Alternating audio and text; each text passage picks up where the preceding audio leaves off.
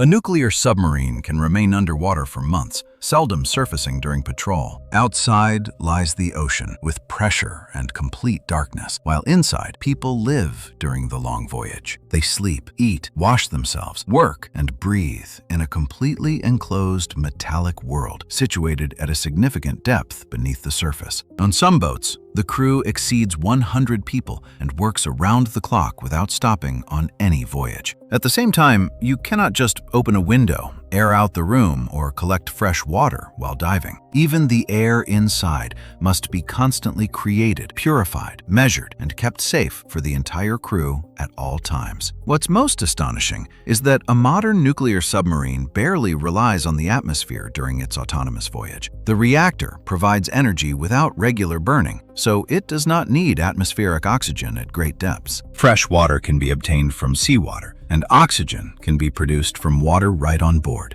Therefore, the main limit of a long journey unexpectedly becomes not the reactor, but food after many weeks. The Royal Navy refers to provisions as one of the main limits of a submarine's autonomy during long patrols.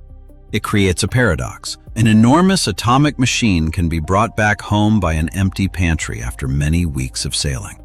But first, we need to understand why the crew doesn't suffocate after a few hours in a confined space.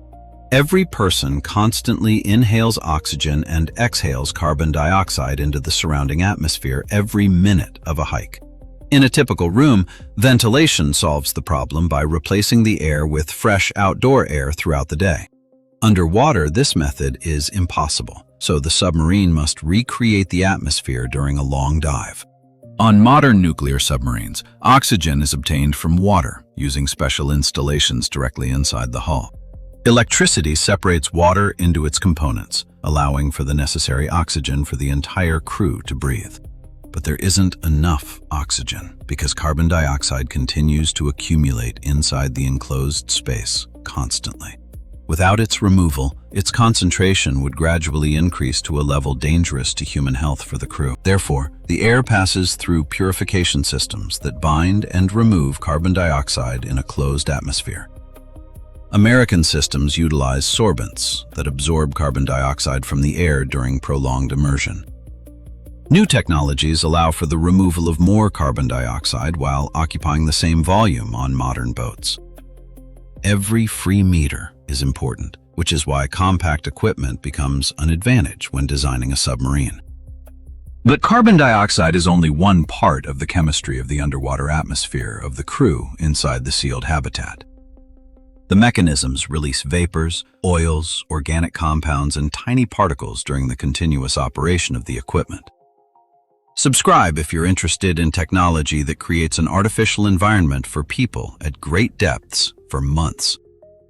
The atmosphere is constantly monitored by automatic instruments and medical programs throughout the entire mission. Oxygen, carbon dioxide, and dangerous chemical impurities are measured with particular care throughout the entire trip. The problem with enclosed air is that a pollutant cannot simply fly away in a sealed enclosure. He stays inside until the ventilation and filters physically remove him from there during the hike. Therefore, the smells of food, people, equipment, and cleaning products also become part of the environment during a long voyage. Modern ventilation distributes air to compartments and continuously returns it for purification during patrol. In fact, the crew breathes the same air many times after it has been processed over the course of months. So, the quality of filters is sometimes more important than the cool feeling inside during a long dive. The next problem looks even stranger because there's an endless ocean of water around the boat while sailing. Drinking this water directly is impossible due to the many dissolved salts without prior desalination on board.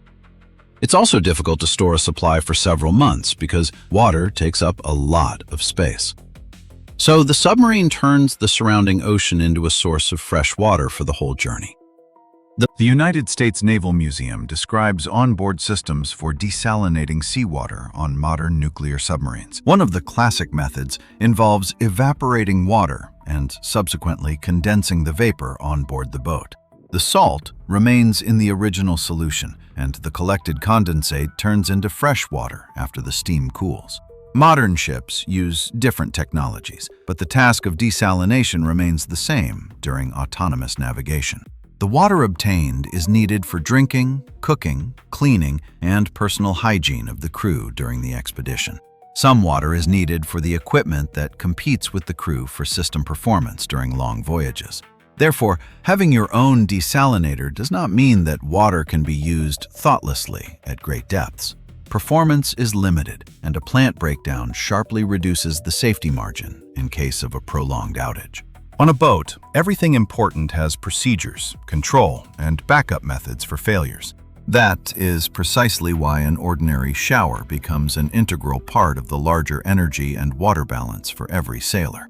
But water is produced constantly, while food from the ocean is no longer possible. Before a patrol, the submarine is loaded with fresh, frozen, and dry provisions for many weeks before a long patrol. The Royal Navy described the loading of provisions as work for several days before each long patrol. It involves many sailors passing boxes in a chain from the dock into the boat during the loading process. Every inch of free space is used so efficiently that supplies are placed in nearly every possible spot. But the packing must be well thought out, otherwise the fresh food will spoil before it's taken out. First, the crew receives products that cannot be stored for the same length of time without losing quality. Gradually, fresh vegetables and other perishable supplies tend to run out much sooner than the dry and frozen ones. Then, the cooks become more and more dependent on freezers, canned goods, and long-lasting food for the crew. On a British strategic submarine,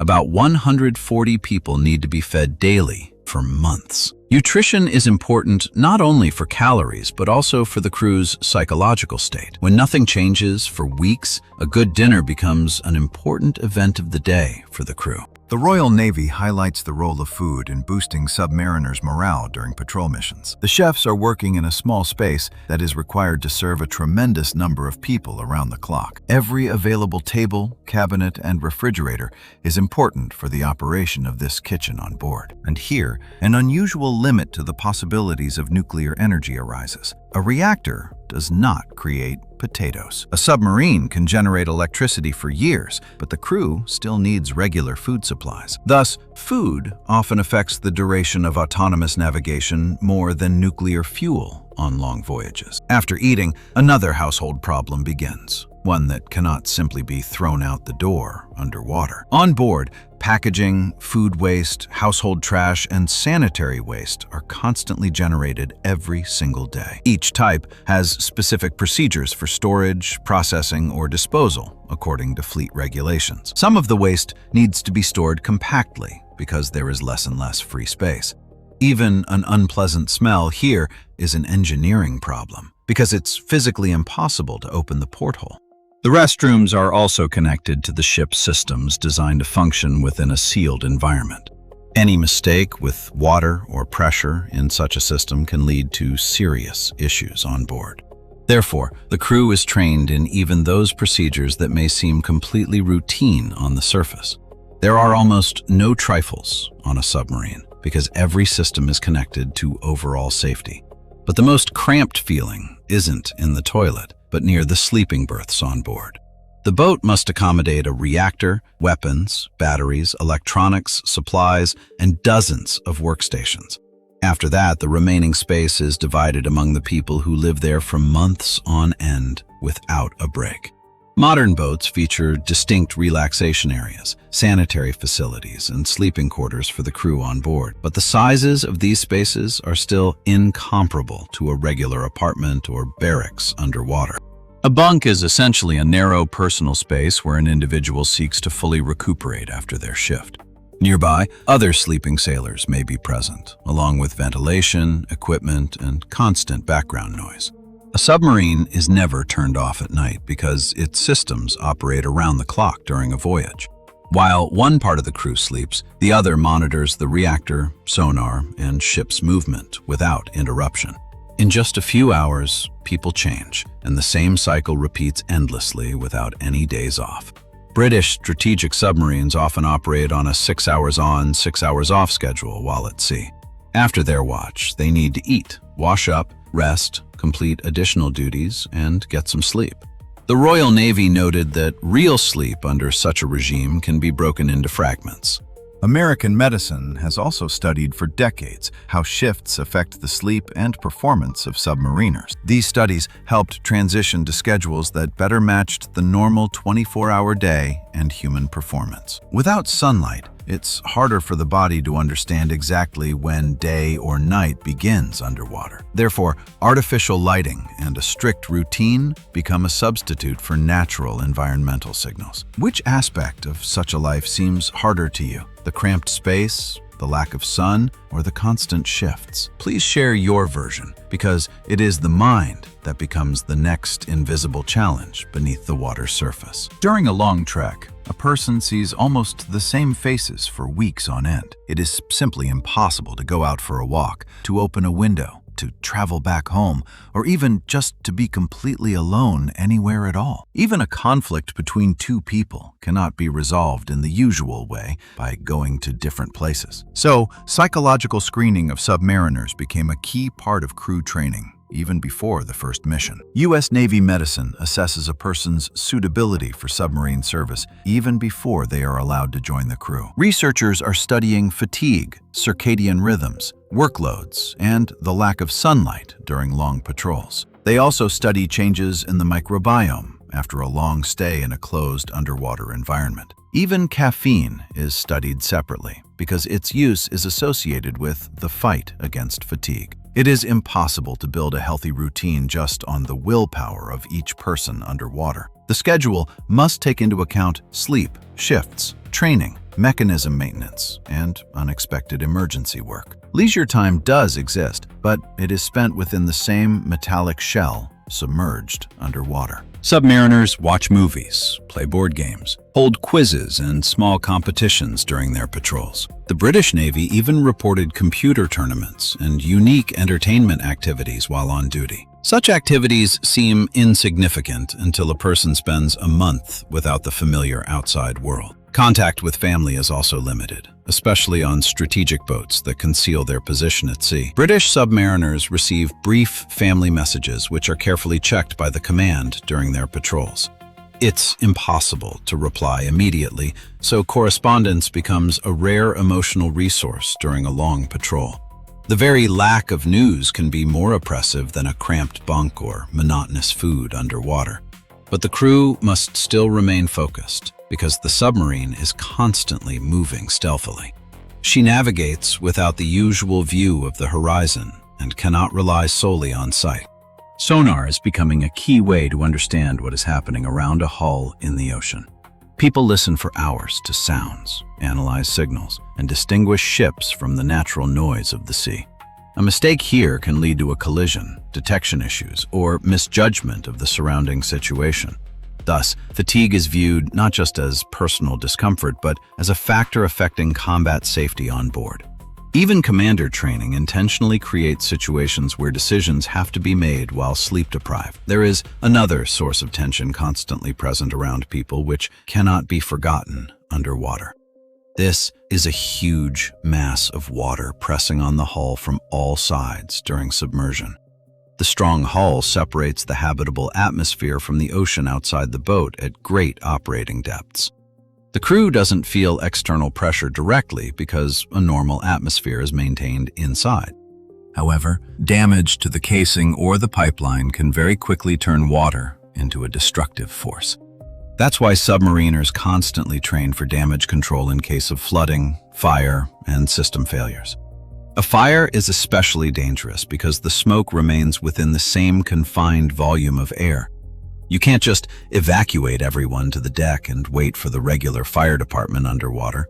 Smoke contaminates the air, fire consumes oxygen, and equipment damage creates new risks to safety.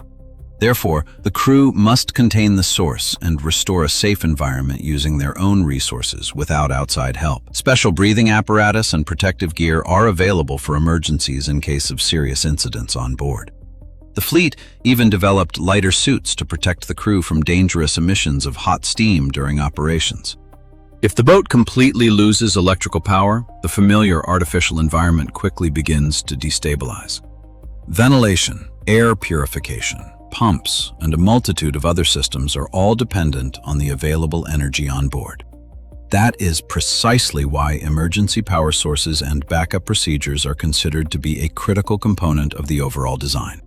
For a damaged submarine, there are specific systems to maintain oxygen levels and remove carbon dioxide effectively. American tests demonstrated the ability to sustain a breathable atmosphere for several days in an emergency scenario. This time is not for comfort, but for attempts at repair, recovery, or rescue in critical moments. Here it becomes especially clear how fragile the artificial world inside a submarine truly is. As long as the equipment is working, the crew can exist for months independently of the surface and weather. However, in the event of a serious accident, every single reserve of oxygen, energy, and time becomes a finite resource. That is why a submariner's typical day is filled with checks, maintenance, and the repetition of emergency procedures. Nothing may be happening on the outside, but inside, a complex life support system is constantly maintained. Some sailors monitor the reactor, others the atmosphere, mechanics, navigation, and communications, all together around the clock. The cook maintains nutrition, the medic monitors health, and the engineers keep the equipment operational. Every person is part of a system that cannot be replaced by the nearest specialist from the shore. If the mechanism breaks down, it is essential to repair it using the tools and parts that are already located inside. It is not possible to call for a service vehicle, arrange for an urgent delivery, or even just stop by the workshop. Therefore, spare parts and the training of the crew become an integral extension of the very design of the submarine itself. A modern nuclear submarine resembles a small space station, but it is surrounded by water instead of a vacuum. It generates energy,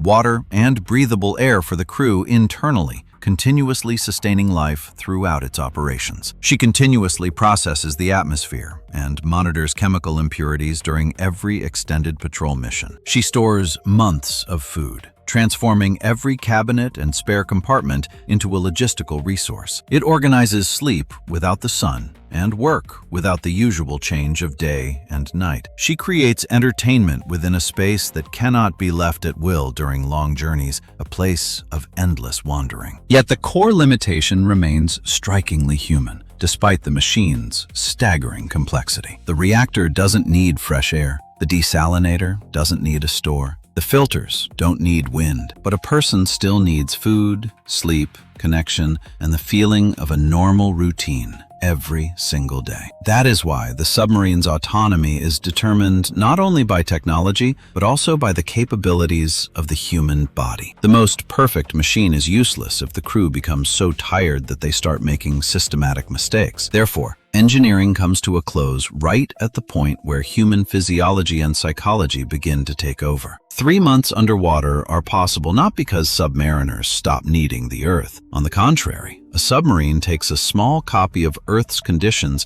and constantly maintains it inside. Oxygen is created, water is purified, carbon dioxide is removed, food is stored, and the temperature is constantly regulated. Each of these systems replaces something that, on the surface, a person gets almost for free. The wind replaces ventilation, the rain replaces the desalination system, the sun replaces the schedule and electric light. Even space is replaced by discipline, because everyone has to live within very limited boundaries. That is why the greatest achievement of the nuclear submarine is not hidden in its missiles or its depth. It lies in the ability to maintain a small, human-habitable world within the ocean for months.